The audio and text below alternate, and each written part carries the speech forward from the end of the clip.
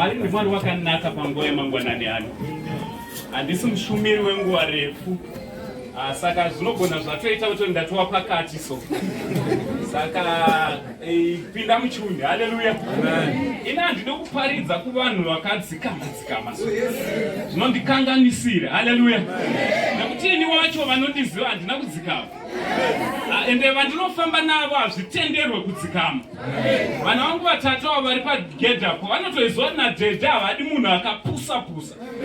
Dhedhe vanoda munhu anoratidza kuti ndiri mupenyu so. Vapana vanhu vari muchechi unoti tichiri navo here vava? Vatiripo here ava? Aiwa ndati ndinoda kufamba nevanhu vane dzungu pazuva ranhasi. Inini handinotenda kuti pane dzungu rinobhadhara. Ndinzwa panguva ino kuti pane rimwe dzungu rinoita so.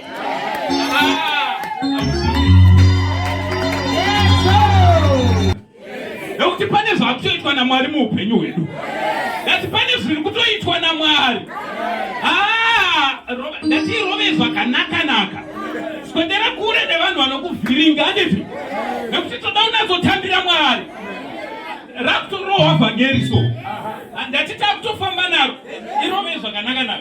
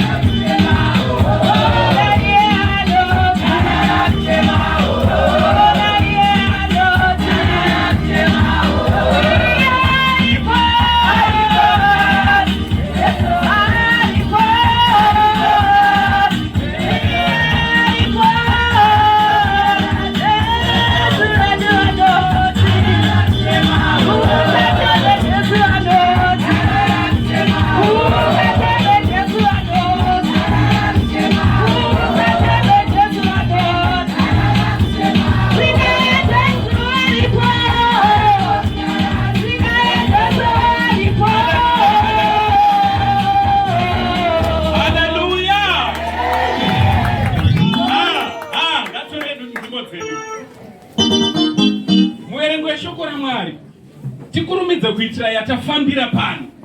Haleluya. Ndati pane mbavha dzadi. Usikundinzwa zvakanaka. Pane akambobirwa here panapo? Aripo akambobirwa?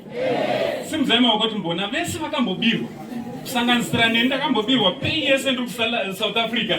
Ndichida kuzama kuisa chikwama muhomwe chatorwa chikaenda salary yese. Saka tiri kuti nhasi toda kucelebrata. Nekuti pane mbavha dzadi. Mwerimwe shoko raMwari. Mwari wamasimba usakuitire zvakanaka. Munoshumira neni pazuva ranhasi. Haleluya.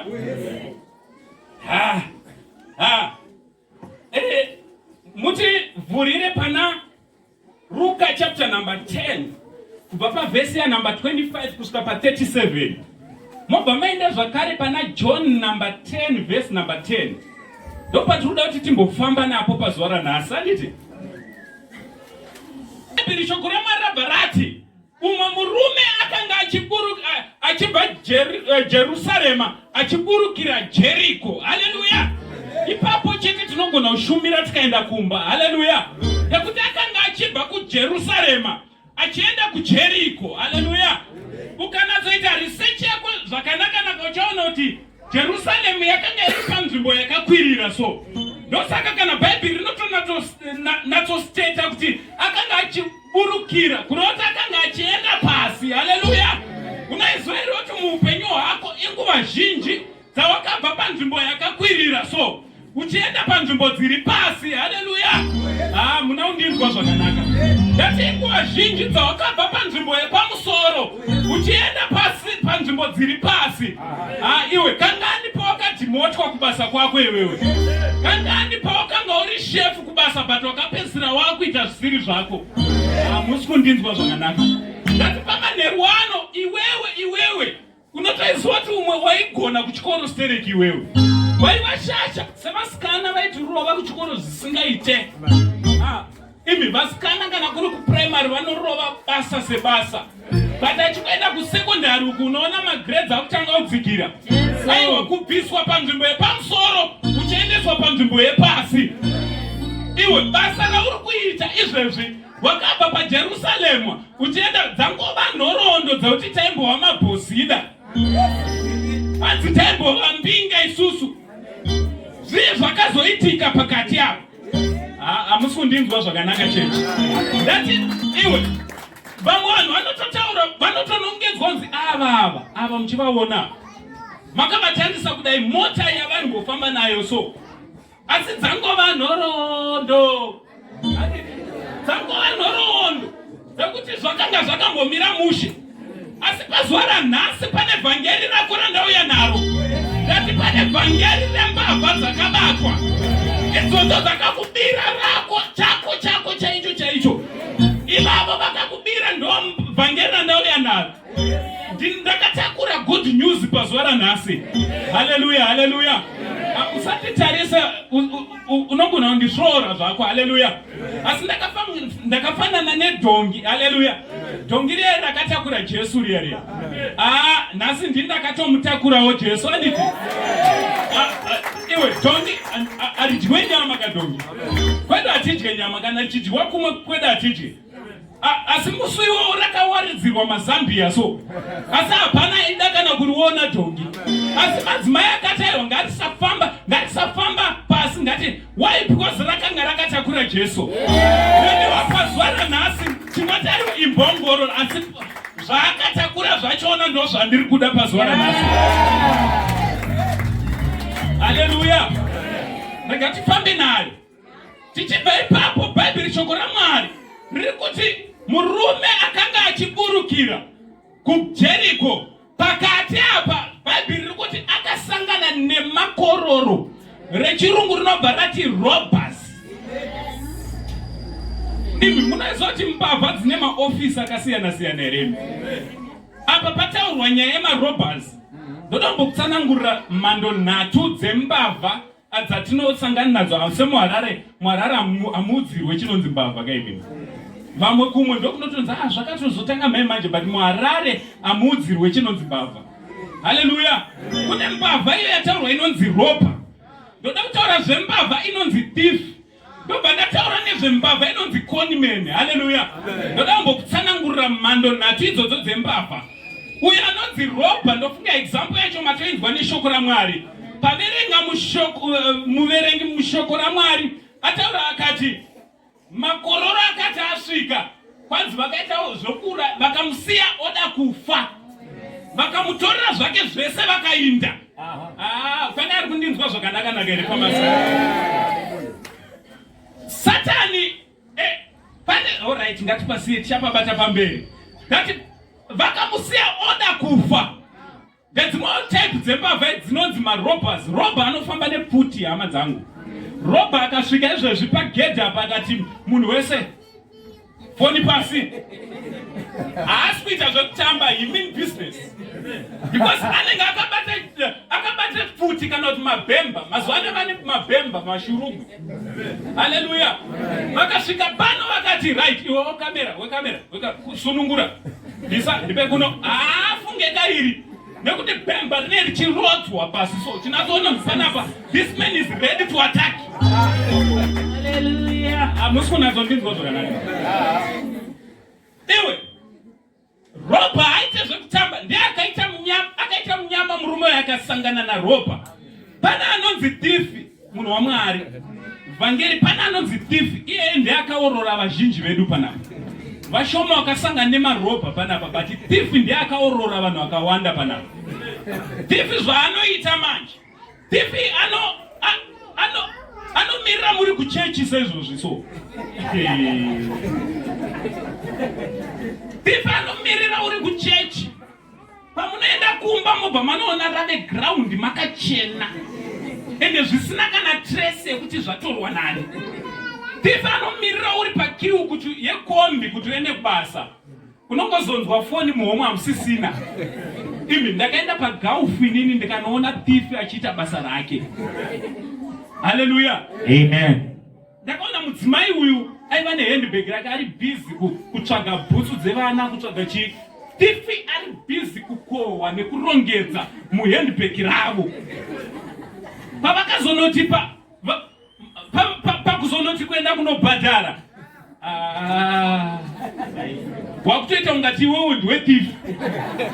Thifi anokuorora ukakwira mukombi unoita seuri kunyepa evangelist. Amen. Kunzi moda kuti confuse mawinda havana respectika mudhara ungakwira usina makutaiwa ndanga ndiinayo nefoni nditori neecocation mudhara get out. Ndozvinoita thifi anokuembarasa so roba ritori nani nekuti unenge wakutodzokera kumba utoziva ndabatwa kana matsotsi zvapera. Haleluya. Kwaita anonzi econman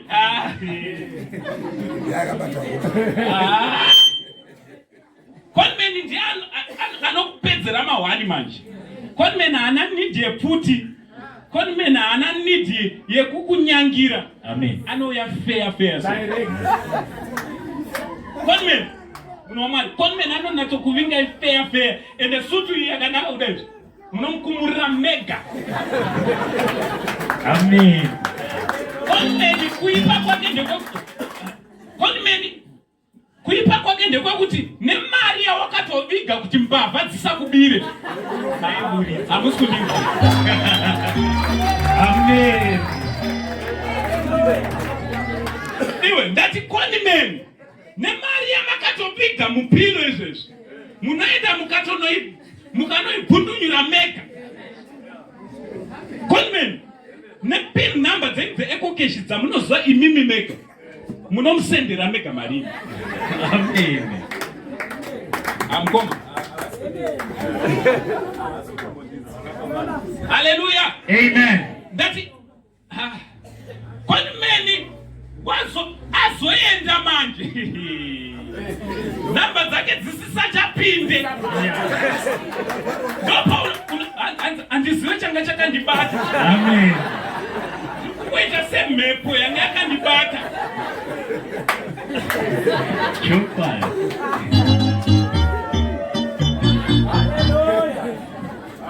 Conman munotozara munetsana mamumba kuti kuwazomubapirei foni nemari yekombi nebhutsu iye atoenda agoyesa rake bhora. Amen. Haleluya. Amen. Musi kundizwa zvakanaka cheche. Pamasikati ano ndati pane mbavha dzabatwa. Amen. Ndati pamasikati ano pana thifi weupenyu hwako abata. Amen. Bhaibheri shoko raMwari rabva rataura zvakanaka rikati pane varume vatatu vakadarika nepanzvimbo iyi. Ndoda kuti upabate zvakanaka. Amen. Bhaibheri shoko raMwari ndoda kuti ndikuda kudzidzisa ndichievangeliza ndichiita zvese. Haleluya. Panzi neshoko raMwari kwakatanga kuyani paraverengwa anzi kwakatanga kuyani muprofita. Haleluya. Maprofita emba yaMwari ndinofunga tinovaziva handiti.